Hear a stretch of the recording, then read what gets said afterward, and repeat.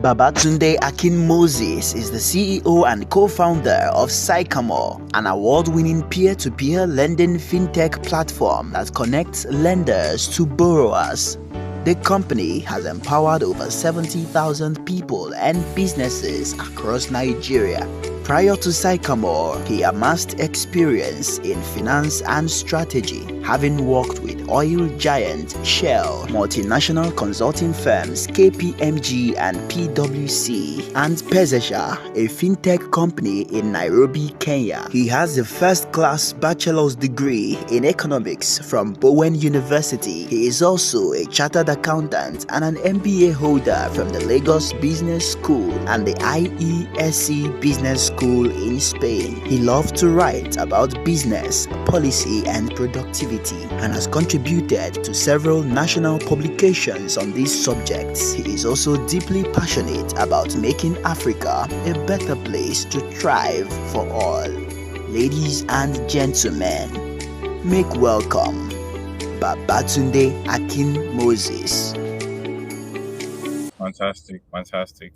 Thank you very much, Ika. Thank you everyone for having me, and thank you to Coach Dicta too for inviting me here to share with you. And I hope that by the time I'm done, you'll gain a thing or two, and I'll be happy to take questions. Thank you, Mr. Daniel. So I'll be sharing my screen because what we're discussing, I really like to engage with everybody, and I just make sure that everybody can, get value.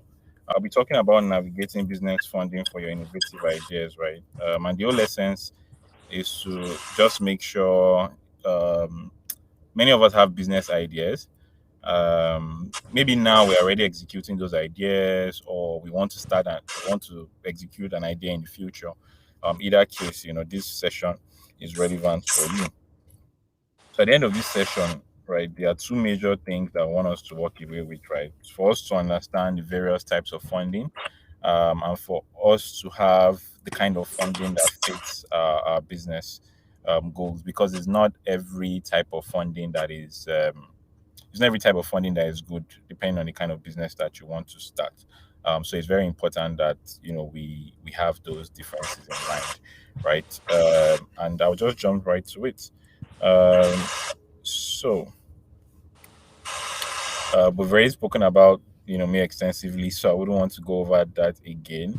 The summary is that I used to work in consulting, and now I run a fintech platform, a platform that connects lenders to borrowers. And because this business is almost 5 years old, I've gone through some of these business funding ideas that I'll share. So I'll be sharing my own experience too. And as I talk about one funding source, I'll share our own experience with that funding source and how we got it. Because when you talk to a lot of people, what a lot of people want to know is how how you funded your business, right, or how they can get funds for their business. So it's very critical for a lot of people to pay attention, because I'll be sharing a real life experience, and I'll be sharing pictures of the class too. Okay, so business ideas are never ending. There is always ideas, right? There are always ideas. Idea is easy. Execution or implementation is what is hard. I'm sure you can ask, the CWIN team and Coach Dicta. This idea was probably relatively straightforward to get, but the challenge now is, how do we execute? And in executing any idea, you probably need money, right? You need money. Everybody needs money. I need money. You need money, and our ideas need money as well. So you need funding to execute that idea. Now, how do you get money? That's what we'll be discussing in this session, right? And I'm going to try to make it as practical as possible. Not too much. It's not going to be so theoretical. So, broadly speaking, right, we have equity and we have debt. Again, I'm still going to explain all of this in detail, right? And these are some of the few differences. Um, when you have equity in your business, somebody takes part ownership. Really, that is what equity is. Very straightforward. For debt, um, somebody has given you money and you're supposed to return it back to them with interest, right? Um, Equity, typically somebody can also sell their shares in your business. Again, I'm still going to talk about this more in the future. Um, and they can exit by selling their stake in your business. Usually, there is a time frame to return debt, right? Debt is simply a loan. If anybody is confused by that term, you're supposed to take money and repay it after a while. And for equity, you can either make money from selling your shares or from profit in the business. For debt, which is a loan, you make money through interest, right? So this is very straightforward. This is basic, um, very, very fundamental to everything else we're going to discuss. Because most types of funding, apart from maybe grants that we'll talk about later, most other type of means of getting funding for your business, they fall into these two broad categories, and that's what we'll talk about now. So sources of equity. Different types of equity. If you want to start a business, sometimes you'll hear people say, "Why don't you bootstrap?" And what is bootstrap is really using your own personal money, right? You use your own personal money to start the business. This can be from if you are working, maybe you're putting aside your salary, or you have savings, or if you're a rich kid and you have inheritance, whatever the case is.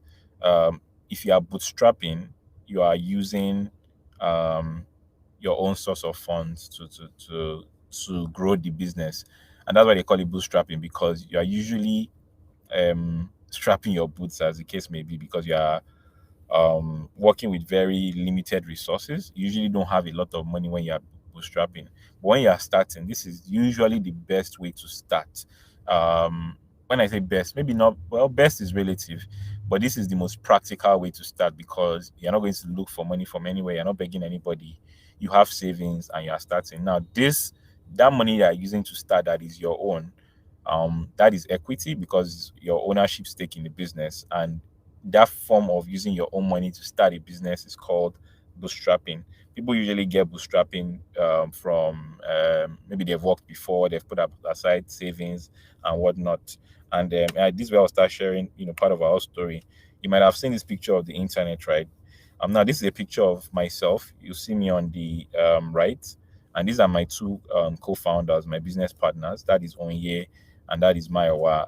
This was our office, quote and unquote. Our office was my house. This was in 2019 when we started the business, right? And just to drive home that point, we used savings to start this business, and we started it from my living room. The three of us met in Lagos Business School in 2017 when we decided to start this business. And at the time, we had the idea. We're thinking of raising funds, but we said, you know what, we have savings.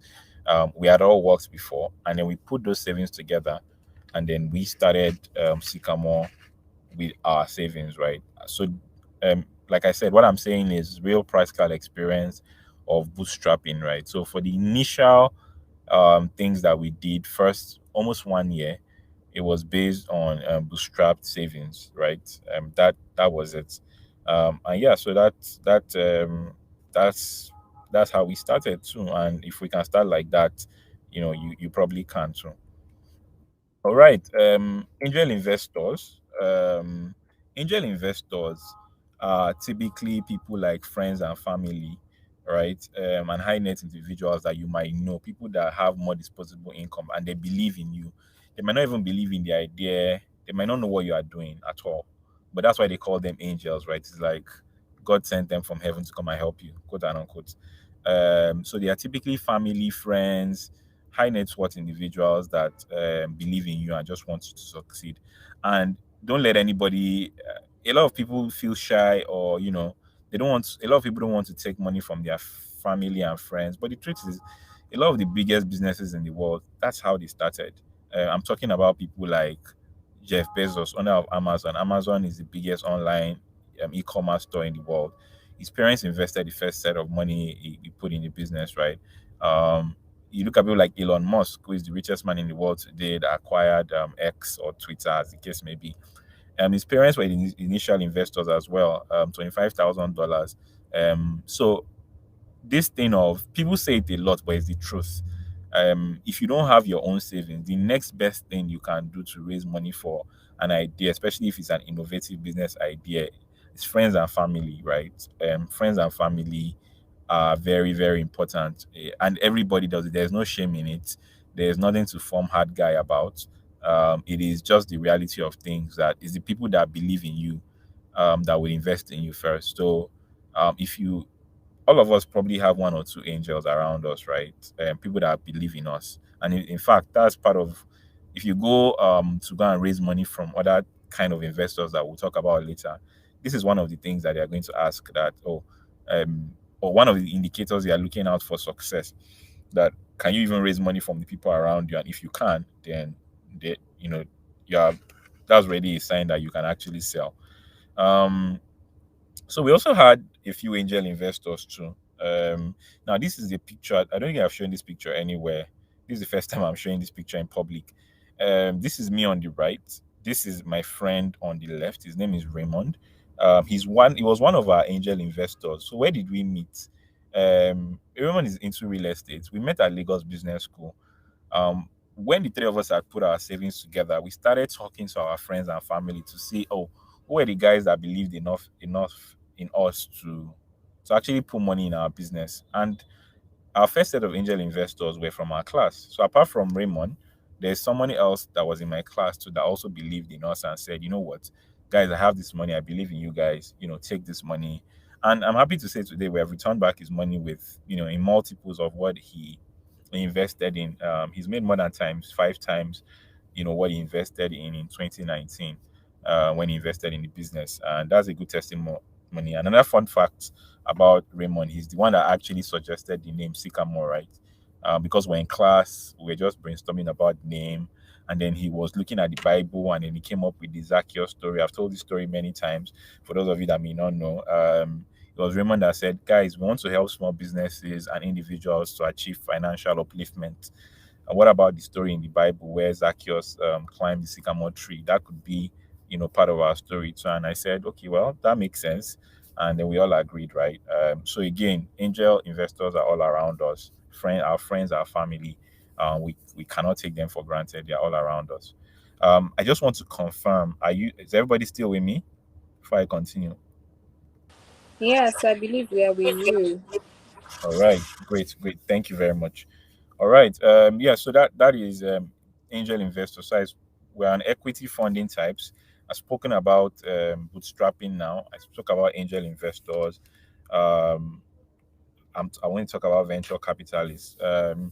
Now, venture capitalists, some people call them VCs for short. These guys invest mostly in tech companies, right? Tech related companies. It can be any kind of tech, so fintech, health tech, any tech, right? Mobility, whatever it is. The For them, they are external investors, so obviously they are a little more thorough. What they are looking for is how fast can this business grow, because they are always looking for the next Facebook, the next Twitter, the next Instagram, the next WhatsApp. Those kind of businesses with the potential to get millions of customers. That's what they're interested in. And the whole idea is they want to invest in your business so that you can grow very fast, right? And then you don't have to. The kind of businesses they invest in, like I said, is mostly technology. Technology that doesn't, in most cases, anyways, that is mostly reliant on software, such that you can expand across the globe without opening offices. So, for example, we are using a software here, right? The company that owns the software is not necessarily in Nigeria. We use Facebook, we use Netflix. Those are all like companies that were funded by venture capitalists before, and now they've scaled across the globe, but they don't need to always hire people or invest in physical offices to scale, right? They've scaled like that. So that is what VCs are. And yeah, so if you have a very good business model that relies heavily on technology, and you have a very good team, and you are convinced that this business could reach 1 million people in I don't know, maybe 3 to 5 years, then you can go for venture capital funding. Again, as like I said, we've also raised money from a VC. This was early last year. We're in the news when a company, there's a venture capital in the US. It's called White Hibiscus Capital. They invested some money in us. The investment was actually done in 2021, but it was announced in 2022. And yeah, and I guess that was because we also could prove that we could reach thousands of customers within a limited amount of time. So again, what I'm part of why I'm sharing this gradually and I'm telling you our own story as well is that you see there is not just one straight way to the answer, right? The sometimes as you grow or at the stage you are in or the type of business you even run determines the kind of the kind of funding that you need at every point in time. As you saw, we started with bootstrapping, we had angel investors, we also got investors, we also got a venture capital at some point, right? To come into the business, and we gave them some equity stake too. And that is really it for at least as far as this conversation is concerned, because we are talking about innovative ideas. There are other sources of equity funding, obviously, but those are the three we've decided to consider for the purpose of this session, right? But now let's talk about advantages of equity financing. So when we're talking about equity financing, there are a few advantages, right? You don't have to pay the person back immediately. So usually, equity investors, they like to say that they come with patient capital. They come with patient capital. So that means for 3 4 years they're not going to ask you for a repayment, right? They just want you to keep growing the business until you've got to a point that you can pay them back conveniently. They're not breathing down your neck, say give my money today, give back my money tomorrow. Usually equity investors are patient investors. Usually, obviously, there are the exceptions here and there, right? If you go and collect money from somebody that doesn't understand that you need time to build your business, then you're going to be in trouble because they're going to be following up aggressively and you're not going to be able to focus on building your business. Another advantage of equity investment is that it's shared risk. You share the risk with the investor, right? So if the business doesn't make money, they don't make money. It's not a case of, it's not like a loan where if someone gives you a loan, they don't really care whether you made profit or not. You just have to pay back. But equity investors care because they are part owners, so they are invested in making sure that the business is profitable and is making good cash flow and is sustainable, because that's the only way they make money. I've mentioned it's patient capital, usually long term, right? Nobody's rushing you. It's not like, oh, I give you money now, pay me back my money next week. Nothing like that, right? It's usually for the long haul. Somebody investing in equity is usually staying for a long period of time or a longer period of time compared to a debt. And then it helps to grow your network too, right? A lot of times when somebody gives you equity, sometimes they will introduce you to people in their circle, and people that have money to invest passively, obviously that they are at least they are very comfortable, so they introduce you to that network, and then you get to meet other very valuable people that can also be investors or even be customers depending on the kind of business you're running. What are disadvantages of equity? You dilute your ownership. A lot of us in this part of the world, we like to own our businesses. You say, oh, sell me 5% of your business, and they're getting upset. uh, as the case may be. So you can't own 100% of your business if you are going to give out equity. So that's one disadvantage. You can potential, let me say, potential loss of autonomy. What do I mean? You can't just do everything you want to do, right? You have investors that are giving you money, you're accountable to them, so you don't have 100% autonomy. So if you want to do, they don't want to be involved in your day-to-day business, so say, oh, your should you hire or fire this person, they might not be involved in those ones. But if you're making any major decision, let's say you're operating in Nigeria now, you want to expand to Ghana, expand to Kenya, um obviously you should carry your investors along, and they might, depend on how much stake they have in your business, they might also tell you, we don't think you should go, right? And you guys can have a conversation about it, but you can't just do anyhow you want once you've taken people's money for your business. um Risk of investor interference, that is linked to autonomy. So it's possible that people disagree with investors all the time, and sometimes it can even lead to the collapse of the business if you don't manage it properly. So that's also a disadvantage of of investors, of equity investors rather. Exit expectation. What's an exit? Is how they would take their return out of the business. So for investors, maybe they've waited for 3 or 4 years and they're expecting to make 20 or 30% or even two times their return, but you can only give them maybe 5%. They might be unhappy, right? So managing what the investors will make is also one of the challenges of equity financing. And we'll talk about debt financing. Just to confirm, are you still with me? Is everybody still with me? Yes, we are with you. We are with you. We are with you. Great, great. Yes. Thank you for the feedback. All right. So debt financing is essentially a loan, right? Is you're giving somebody money, person is supposed to pay back within a stated period of time.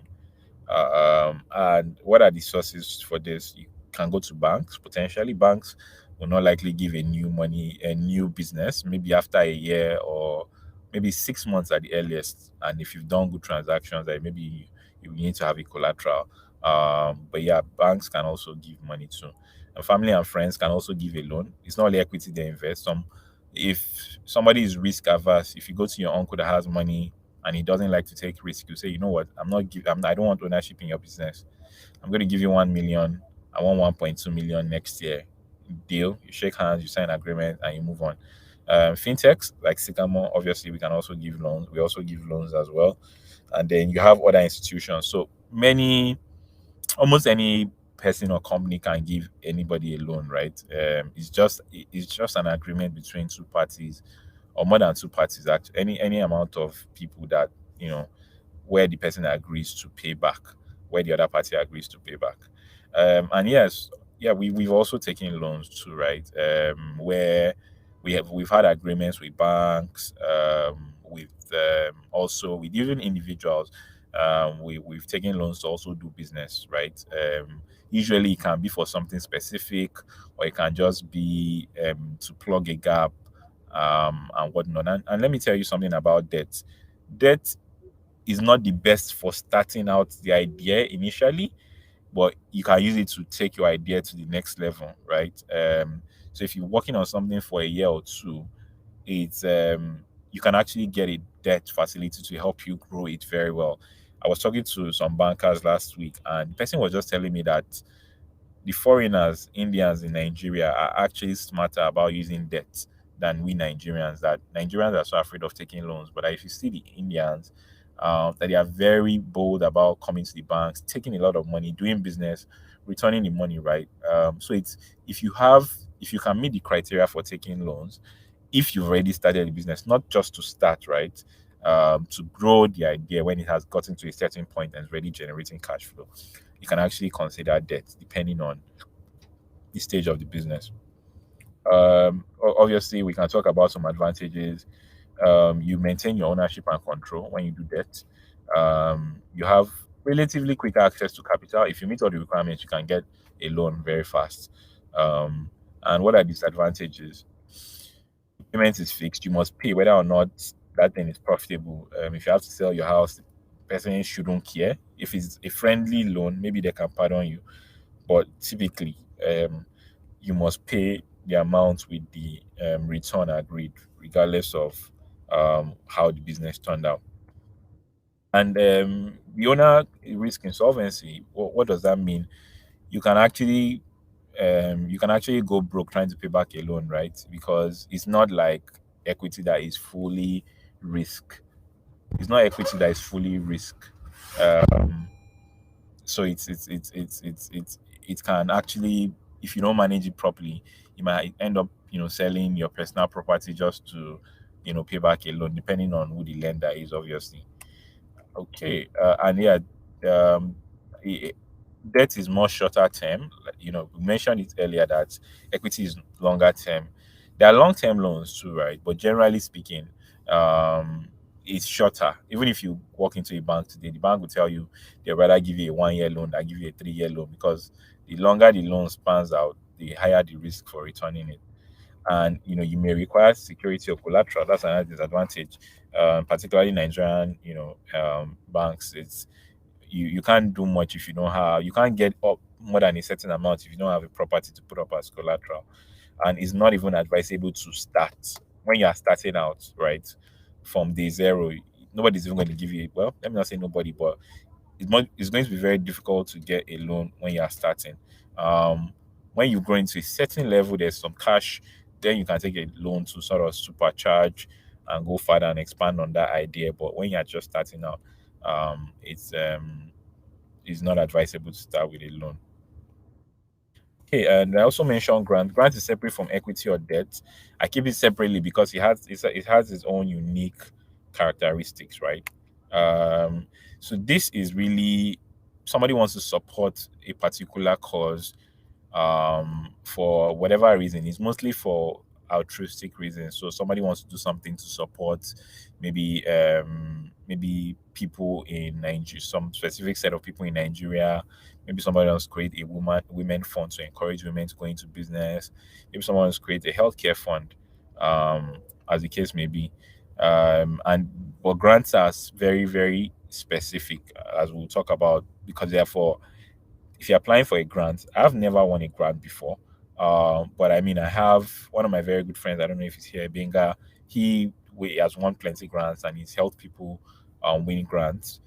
So it's for specific projects. They won't give you a grant to go and run your run your business per se, right? You have to say, oh, you want to help maybe 1,000 people living in Ikeja with something, and they'll give you a grant if you can apply and successfully pass all the criteria for that specific project that you want to get, right? You can then win a grant. Obviously, you have to go and source for who is funding that kind of project, and then you apply for the grant. So grants, what are the advantages and advantages? There's no repayment obligation. The grant person doesn't want their money back. All they want is for you to execute that thing that you said. So if you say you're going to buy food for 1,000 people, just make sure you buy food for 1,000 people and then keep them updated, give them reports, give them updates on how it's going. Um, and it can support innovation. So if you want to try something very unique, maybe they can help you to say, oh, you can build this prototype to a certain level. So grants can also help with that, but it has to be again very specific, as the case may be.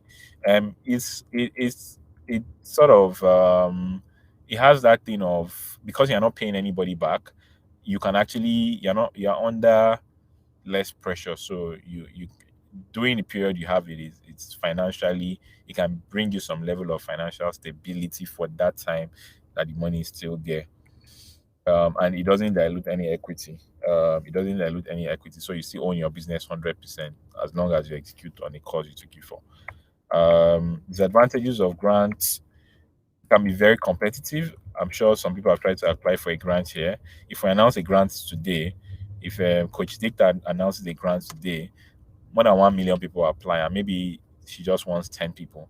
So they'll have to stand looking through everybody, and it's going to be very hard to choose. So even if you don't make it, it's not because the business idea or the project is not good. It's just very competitive because everybody's looking for money that they won't pay back, or at least a lot of people.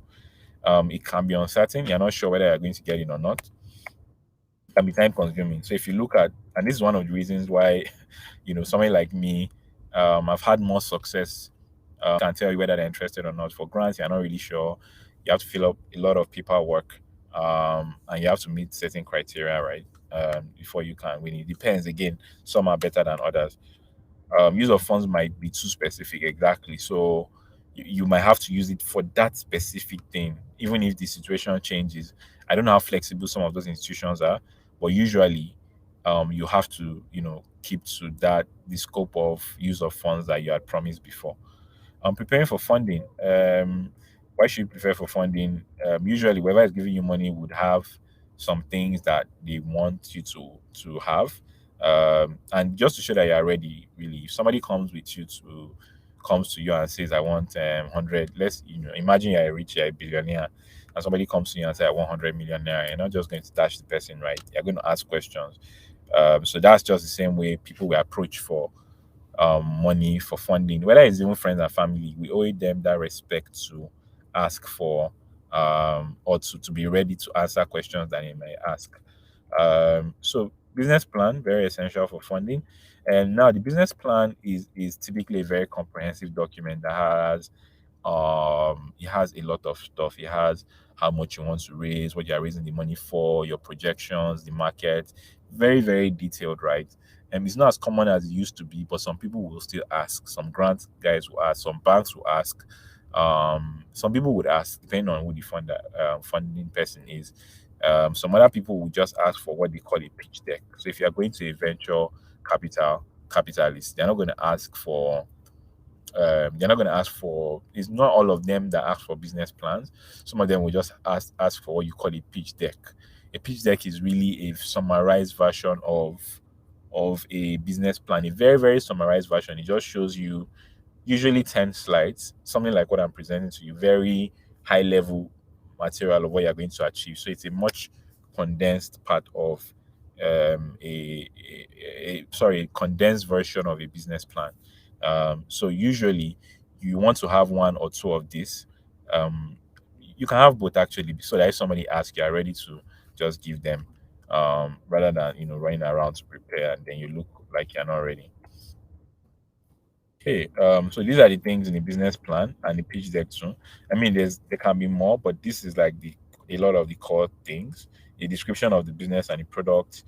What is the advantage of your business over other businesses? Who is your team? This team is very important. Some people even believe that they can forget everything on this slide, and if they focus on, oh, Coach Dicta and Chika, they are superstars. If I give them money, um, they are going to do well, regardless of the kind of business. So I've heard this thing. Some people say, look, if you just give the good people money, they will turn it to gold, regardless of what they do. It doesn't matter if they buy bread or they buy yam, any business they are doing, as long as is Chika that is doing it, just give her money. Obviously, so you have to have, shown that person a lot of credibility in the past. So very important. Your plans to enter the market, financial forecast, how much are you going to make in the next 5 years, and obviously you have to put your ask, how much do you want gone gone? That's the cocoa. Okay, you said all this story. You have to also tell us how much exactly you want. Um, I don't know, Chika, can you hear me? Yes, I can hear you. Oh, okay. Are people allowed to unmute and speak? Most of them are talking through the chat box.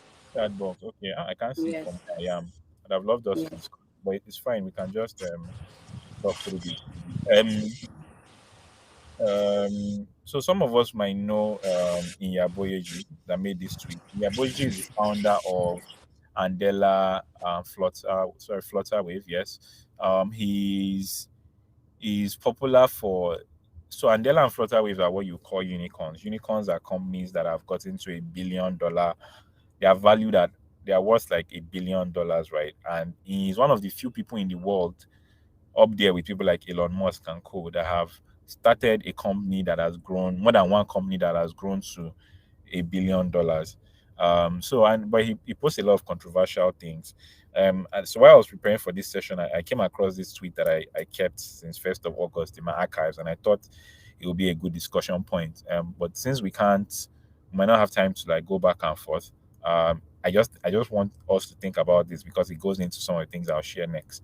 He says that if you don't have the social and financial capital to secure a client and develop an MVP, MVP is what you call minimum viable product. It's the simplest version of what you are trying to build. So, if you want to build, how do I put it now? It's like a, if I say prototype now, well, you can call it a prototype or something that is the simplest version. So maybe you want to build an app, but for now you're using Excel sheets, and just to show somebody how it works, right? That can be your MVP, or whatever it is, right? It can be an MVP, just something that is basic. You shouldn't be starting a business just yet. Start by building your net worth and network by interning or getting an entry level job, working for a founder you can learn from. Now, this is, I mean, this obviously generated a lot of discussion, and because of particularly that first sentence, if you don't have social and financial capital to secure a client or customer and develop an MVP, or build, let's say, or build a simple product, you shouldn't be starting a business just yet. So hmm, this tweet, or I don't know what they call it. This maybe post because it's now X. Twitter doesn't exist again, as in its original form. So the what this means. I mean, you might agree or disagree. We can have a debate about it later. But what this just means is that you should, if you want to start a business, you should either have social or financial capital. Now, this is about financial capital, right? But usually, social capital leads to financial capital.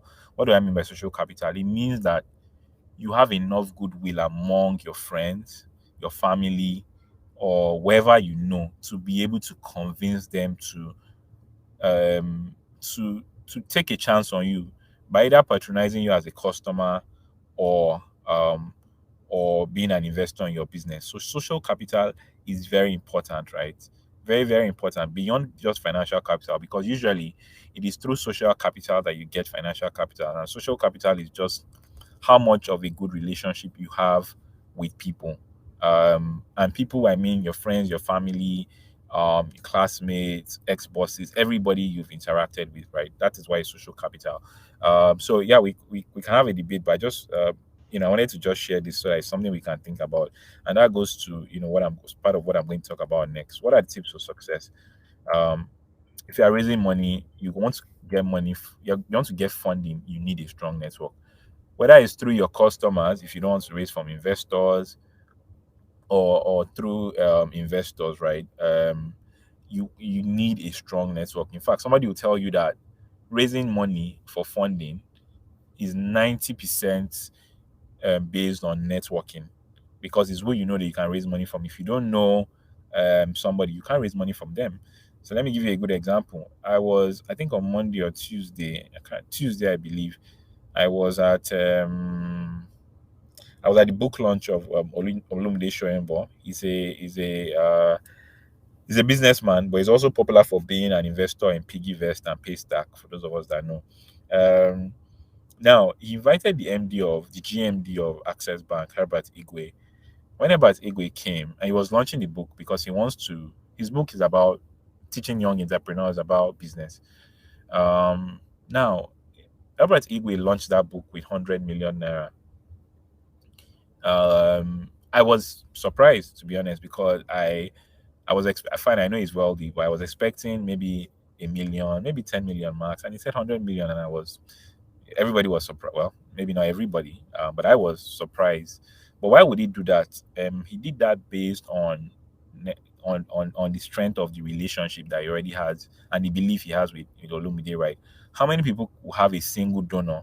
That's a lot of people drop millions too, but how many people can have the kind of quality of a network to get somebody, that one single individual that can launch a book with 100 million naira, right? So that wasn't his money, but he has already sold 100 million naira worth of books on his launch just based on network. Now, I'm not saying, um, do you need that? Maybe not yet. Well, you are definitely going to get there, but you start building it gradually, because even Herbert and Ike that started Access Bank, I think they started with about 100 million naira or so when they started their business, when they acquired Access Bank then. So it's very interesting that now they can use that to launch a book. Anyways, that I think is very important. So do your homework on the source of funding. Know where you are collecting money from. People have gotten into trouble collecting money from people, and then the person now wants it back, and there are stories and arguments. You want to be sure where you are collecting money from. If you are, refine your pitch. Your pitch is your sales, the value proposition, explaining it. Always talk about, my name is Babatunde, this is what I do. Keep saying that, and say it so many times until you have it perfectly. You have to be adaptable, right? Things change by the minute. I'm sure those of us that are in business here will understand that. This is not the slide I wanted to use, right? But my for some reason the original slide it wasn't showing on the screen, and I just improvised with this. So again, adaptability,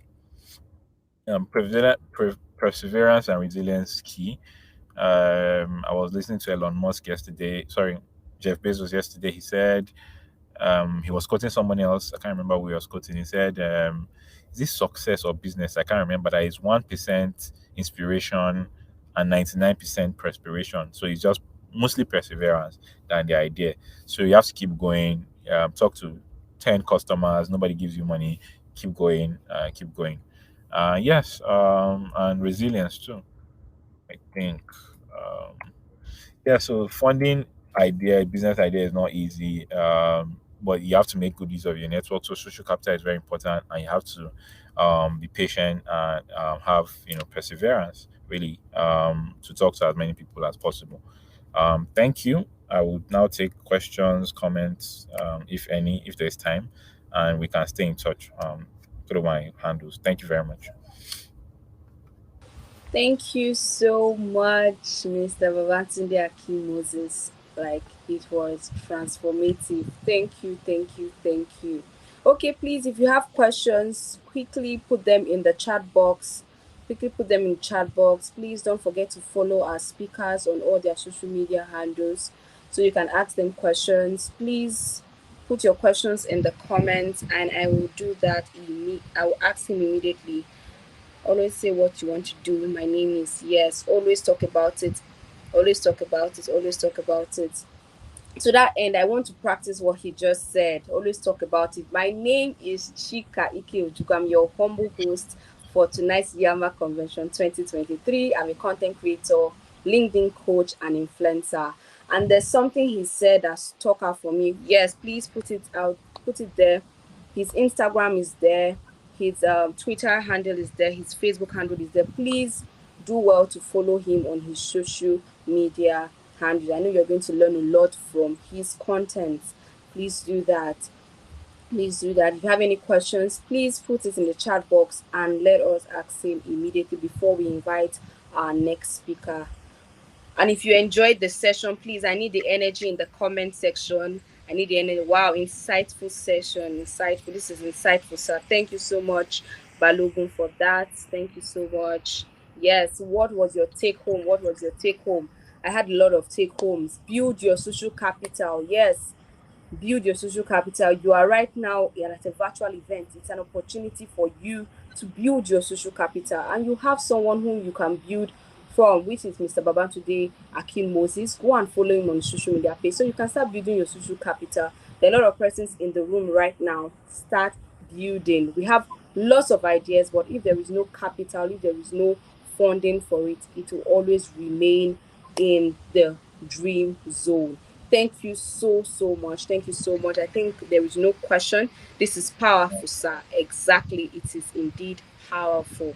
Thank you so much. Thank you so much. We really appreciate you. And we cannot say thank you enough. Thank you for honoring this invitation. I learned a lot. I learned a lot. And I can show you that my book is filled up. Thank you Yes, very much, I learned a Luca. lot. I appreciate it. Thank you so much. And we have to prepare for funding. Yes, we have to prepare for funding. Thank you so much. So we are moving straight into the next one. If you are enjoying the section, please put it in the chat box. Put it in chat. I need the energy. Powerful session. Thank you so much, sir. Okay. I think we're going to take this one question. One question. Please don't leave us, sir, before we move straight into the next speaker. Please, just one question and we'll move right straight into the next speaker. So thank you so much, sir. How do I get into those high networks when people around me, when people around you are not that high value? Please, if you're still with us, I'll Yeah. read the question No, I'm again. here. I got How it. do I okay, how do I Um, get into those high networks when people around you are not that high value? yeah. Please, No, no, it's a good question. I think it's a very good question. very Thank interesting you, Anya question. Igube. So I think digital guy, I like that. The way it is twofold, right? And one is always start from where you are, which is don't look down from those people that are not there yet, right? If people usually start from somewhere before they become high value people. So your friends already that are doing okay, maintain that relationship with them. If somebody today that is an entry level person that will be MD tomorrow, so let's let's not always just be making connections for now, right? It's always good to make connection for um you have to also make those connections for the future too because people are getting better every single day. So always important to just look around those around you, because you can't always, how are you going to get in touch with Dangote today? You can't, right? The people that are mentors and networks are the people that are already around you. Secondly, there's this concept. I'm supposed to still write about it on social media. I call it gatekeepers and well, it's really gatekeepers, right? Gatekeepers and friends. Sometimes you want to get, if you want to build relationships with the gatekeepers of those people. What are the gatekeepers? You see their assistants, their drivers, their friends that are not as big as them. People look down on them, but if for any reason you can get close to somebody that works closely with one of the high net what individuals that you're trying to get in touch with, treat them very, very well. Treat them very well. Trust me. I have an assistant now. Anything he brings to me, I take it very seriously. A lot of people are trying to. Some people treat him shabbily, and maybe they're trying to get in touch with me, and he, sometimes he's the one that will make the decision, because I'm like, oh, we're supposed to buy food from here or this place, and I'm like, what do you think? And he tells me the answer. Now, the vendor that has kept better relationship with him would be easily, get my attention and get him to convince me to do things. So people that are gatekeepers and decision makers around those people are also very helpful. But most importantly, and this is the most important role of building any relationship, whether with high net worth, low network, mid network work individual, you have to give more than you receive. You have to give more than you receive. I'm sure you are wondering, what do I give? You can give stuff. You can give your time. You can give books. You can give souvenirs. It doesn't have to be a Range Rover or a Benz, right? That is the most important role of any relationship. Um, that that's the number one rule for any relationship, is you have to give more than you receive. Um, you have to give more than you receive. It always works every single time, um, because from those kind of people are always trying to take. So anytime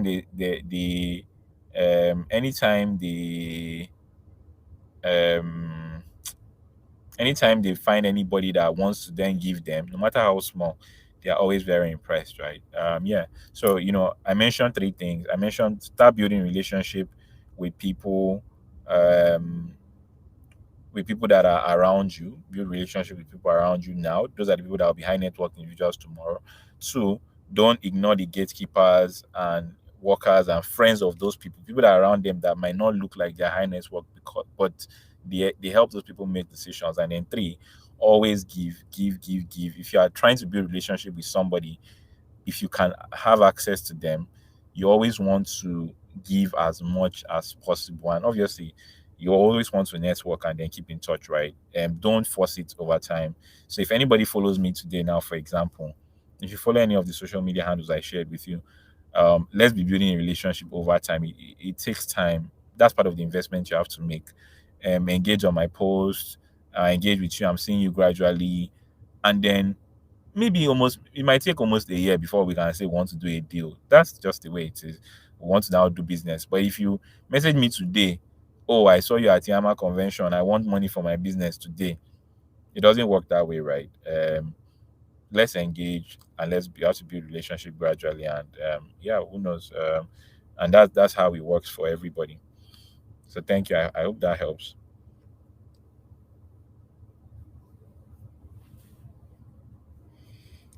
I don't know if Abu Bay got that, the digital guy. I don't know if Chika heard me either. Okay. Can anybody hear me?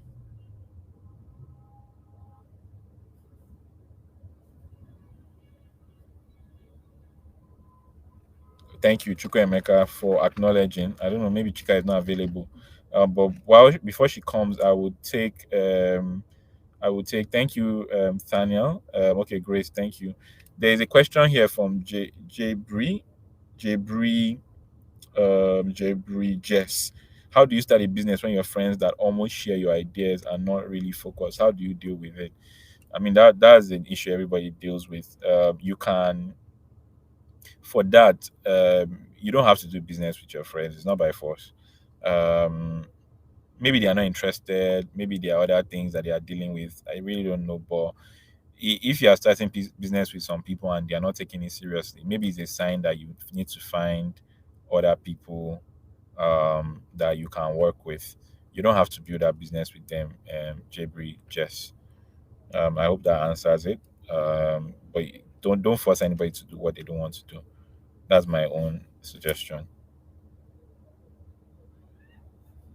Okay, all right. I think I am through. Um, most people feel most people feel physical products are better for any kind of funding like grants. How can a digital media company penetrate this funding source? Salome, so for are better for any kind of funding? Not really. I mentioned venture capitalists. They don't even like physical products. They like digital products. But it should be something that is scalable. What I mean scalable, you can grow very fast. But if you want grants specifically, I would recommend my friend. You can Google the business. It's called Grantmaster. um, they help people to apply for grants. Um, as I mentioned, for grants, it can't just be about your business. You have to think of a project. What's a project? Project is something that has start and finish time, and usually will have like a social impact angle. So if you are a digital media company, for example, you can say maybe you are trying to teach financial literacy through social media for for 5,000 girls in Surulere, right, or something like that, or anywhere. So that's a very specific project, right? Yeah, Grandmaster. Thank you, Chukwemeka. Grandmaster, Google Grandmaster. They help with grants, but you have to come up with a project. It can't just be your business. Nobody will give you a grant for just running your business. You have to design a project. Like I said, for this digital media company, you can say, oh, you want to empower 5,000 girls with digital media skills in 2023 or before the end of the year. So, in that to that extent, you can now say, okay, because of this project, you can now go and look for a grant that empowers women, focus in Africa, and focuses on digital media.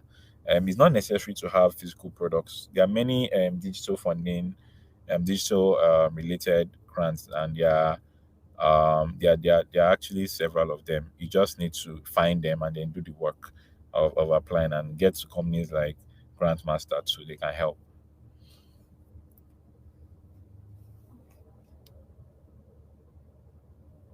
All right.